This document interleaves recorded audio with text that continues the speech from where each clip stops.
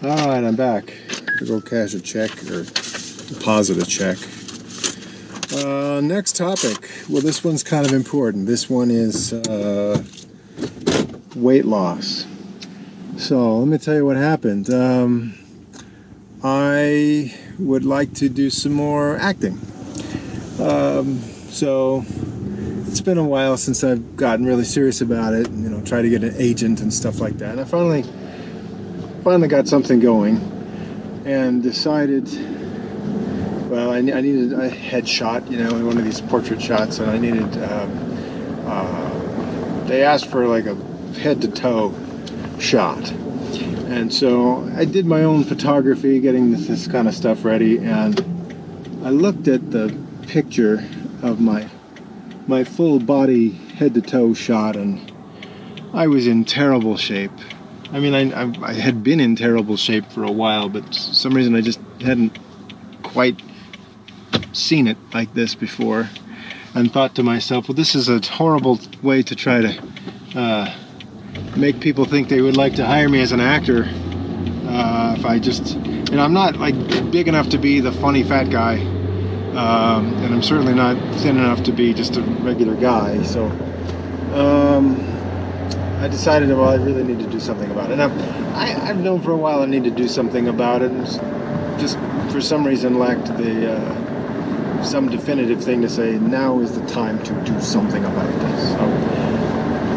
So that's what happened.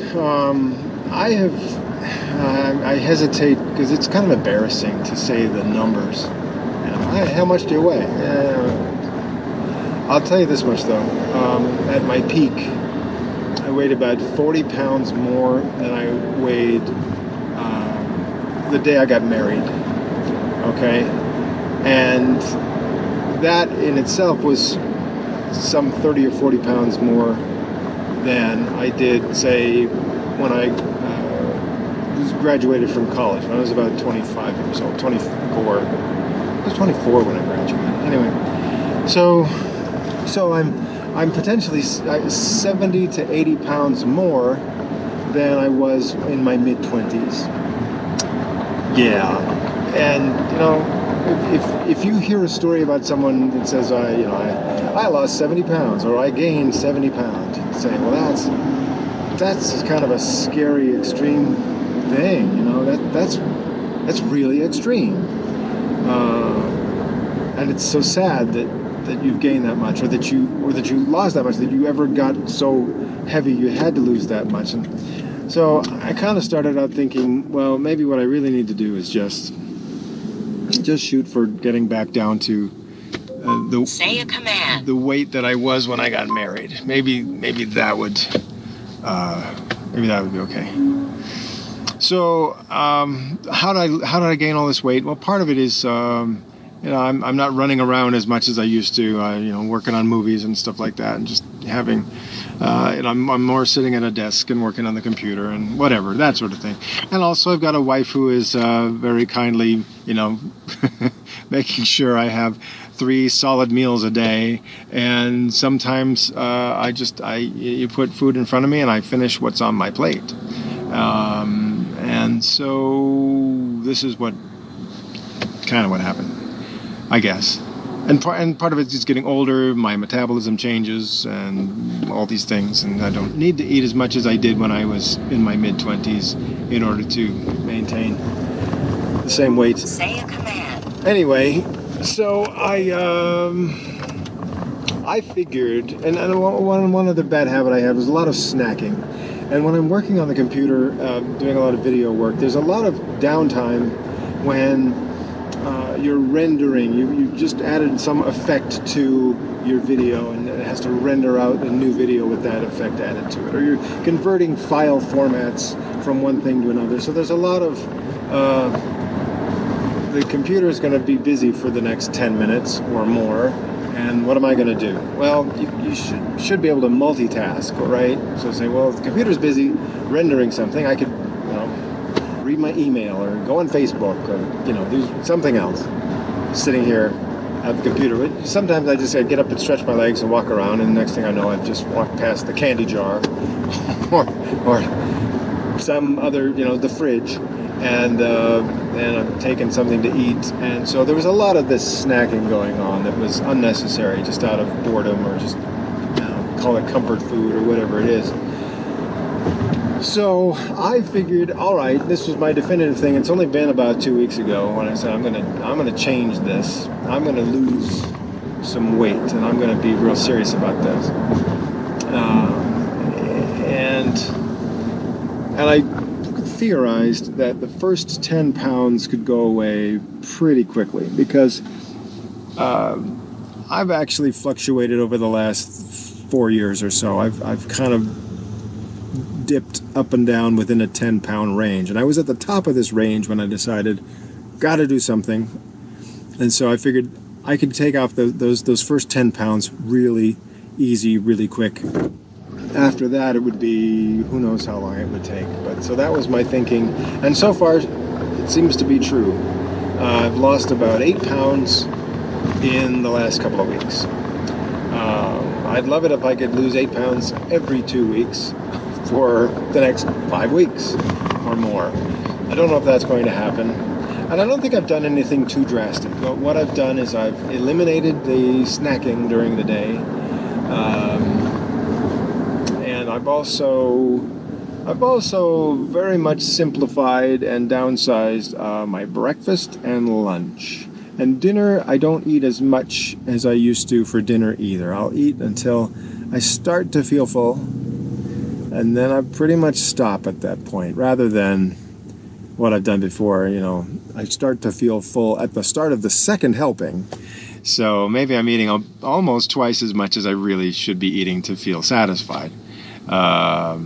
So just those two things, and digging the bicycle out of the garage and getting on the bike and riding around more often has made a big difference in the last couple of weeks. I don't know if it's made a big difference. I mean, I don't think that people necessarily are going to stop me on the street and say, "Ma, you've looked like you've lost a lot of weight." I don't think it's that drastic at this point, but maybe it will be. It's one of those things, I suppose, when you're trying to lose weight, the thing that makes you feel good is when someone unsolicited just happens to notice and say something. "Oh, haven't you lost weight?" "Oh, well, yes, thank you for noticing." And this took a lot of effort. In my case, I don't think it's taken a lot of effort yet. There's some willpower. There's some feeling of going to bed hungry. But so far so good. I don't go to bed with like my stomach gurgling. I don't really feel hungry that way. Just maybe my mouth feels hungry, my stomach not necessarily so. Anyway, hey, we're at the drive-up window here. Let me get out a deposit slip, and we'll take care of this transaction. Hang on.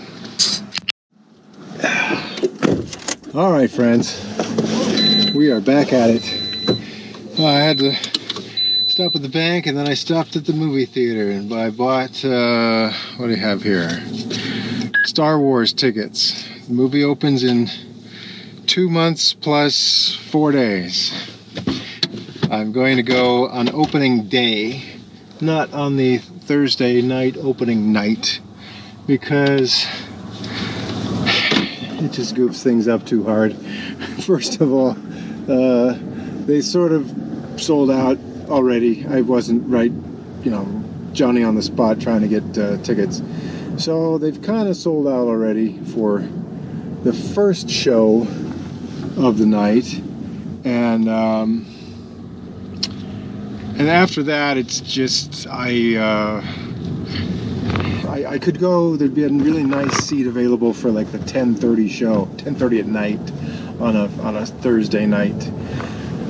I don't think I could do that very well, because I'd be getting out of the movie like 1 o'clock in the morning, and then try to go home, try to put my mind to rest, and then be a dad for the kids in the morning, and it would just kind of, my whole day would be thrown off. So I'm going to go on Friday morning, the 15th of December, at 8:30 in the morning. So then if my mind is racing, all through part of the afternoon because I'm thinking about Star Wars, that will be okay. Then I can still go to bed at a normal time and we'll be fine. Now this is the closest theater to the house, and it's nice. They've got a nice setup, and they've got the one auditorium where I'm going to see the movie is a big, nice one.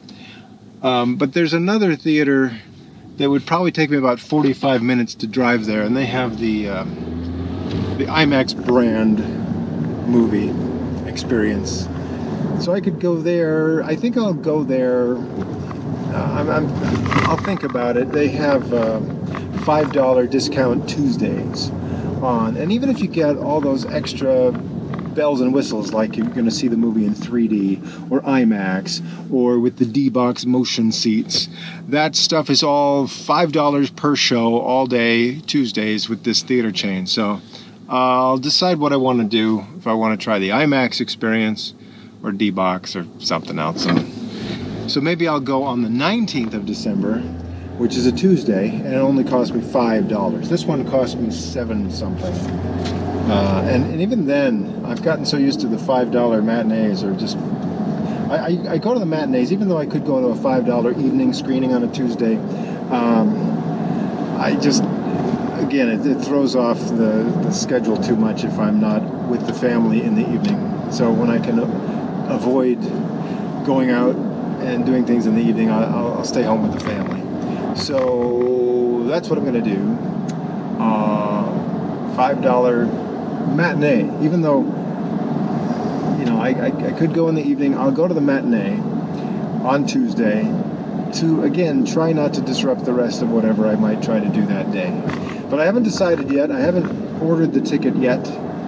The nice thing about this theater, I guess a lot of theaters do it now, but this was the first theater chain in Utah that pioneered the idea of assigned seating. So you could buy the ticket for a specific seat. So then when you come to see the movie, not like the old days back in the 80s and 90s where even if you had the ticket, you'd wait in line for an hour just to make sure you were first in the theater to get a good seat. Well, now you've got your seat reserved. So I could get there, 5 minutes before the movie starts, go to my assigned seat, and that's good if I'm going to show up early on a Friday morning. So that's my plan there. Now, what was I talking about? Weight loss. Okay, let me just follow up a little bit on this weight loss thing, because a couple of years ago, it's only been about a year and a half ago, I went to the Slam Dance. Say a command. Slam Dance event, which is concurrent with the Sundance Film Festival. And the reason I went is that my friend Adam Rifkin had a movie in Slam Dance. This is the one that was written by and starring Penn Jillette of the Penn and Teller Magic team. And Penn wrote the movie, and then he saw one of Adam's movies and was so impressed. He called Adam. He was just, he was right on Adam's case. I want you to make this movie with me. And they did, and I got into Slam Dance, and so I went there. And they made the movie when Penn was still very heavy. And apparently he'd had some health problems and, high blood pressure and what have you. And he had a little episode that kind of scared him. He went to the doctor, and the doctor said, no more monkeys jumping on the bed. No, that's not what the doctor said. The doctor said, you really got to lose some weight. Your health is in trouble here. And maybe we could take you off a couple of your pain meds if you just would lose some weight. And then Penn thought about it and said, how much weight would I have to lose to maybe get off of all my pain meds or my just daily medication, And the doctor said, something like 100 pounds, whatever the doctor said. And Penn was like, okay, I'm going to do that. And so he lost 100 pounds in a matter of 6 months or something like that. It was extreme, drastic weight loss, but it had all the benefits that you would expect from that kind of weight loss. Of course, helped his blood pressure and other just health issues generally. but also gave him more energy and just, feel good about himself, all that stuff. So it was.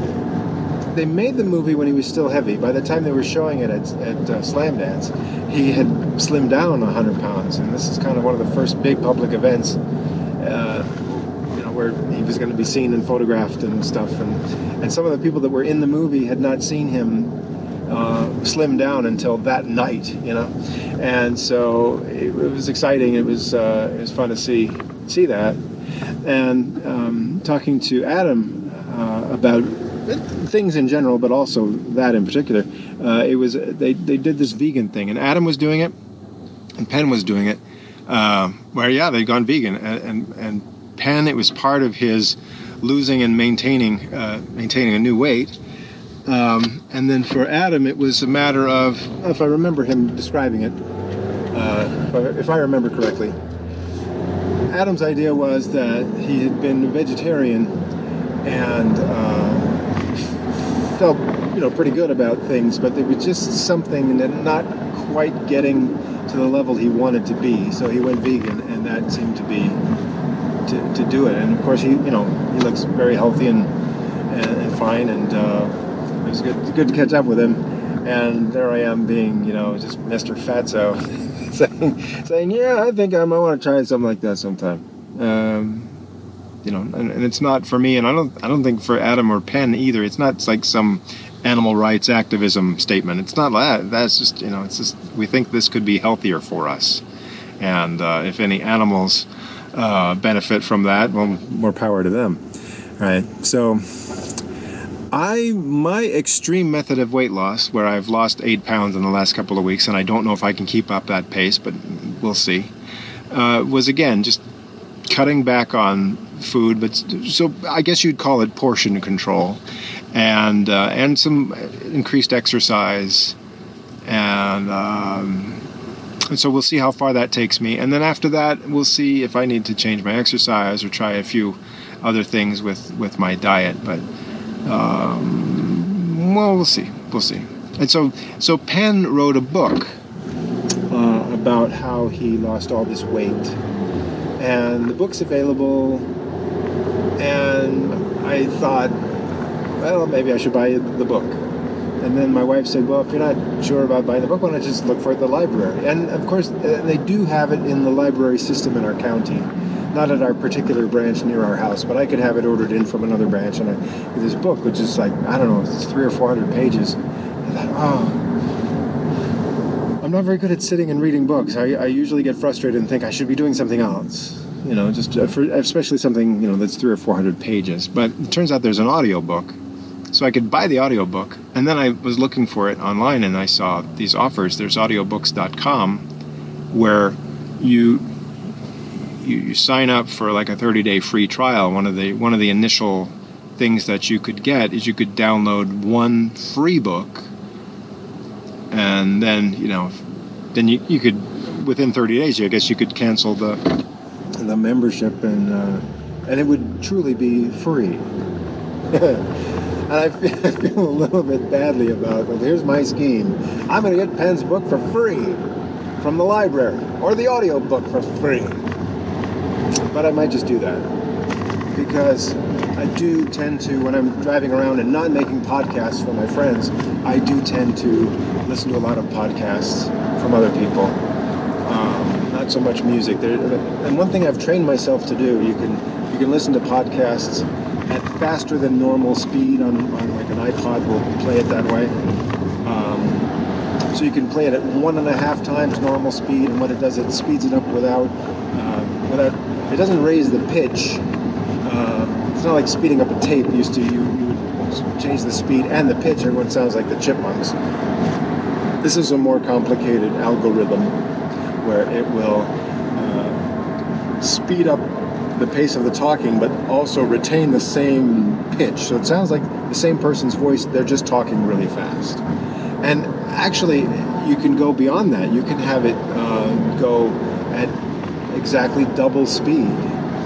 And I tried doing that with podcasts, I think, and it was just too fast. I had to really concentrate hard to understand what people were saying when when the audio was manipulated that way. But I tried it for a little while, and I've trained myself to comprehend when I'm listening to somebody and their voice is processed at double speed. I can understand it, and boy, I can listen to a lot of things that way. So Penn Jillette's book is, the audiobook version is just like 9.5 hours, but I could listen to it in half that time with the playback processing that's available. I can comprehend it. So I don't think the whole book is all about his weight loss. And I don't think it's like a recipe book and stuff like that, but it just kind of lays out the concepts and principles that are at play that he used in order to lose his weight and maintain the new weight. And this is a very attractive thing to me. I'd like to know more about it. So one way or another, it does seem like listening to the audiobook is a little bit more convenient for the way I run around and spend a lot of time in the car, and could do something more productive with my time than just listening to music or talk radio. So we'll see what happens. If I hit a kind of a plateau and I can't seem to lose weight beyond that, then I'll see what Penn has to say and see if I can continue to improve my my weight loss until I'm really super happy and getting lots of acting jobs. Yeah.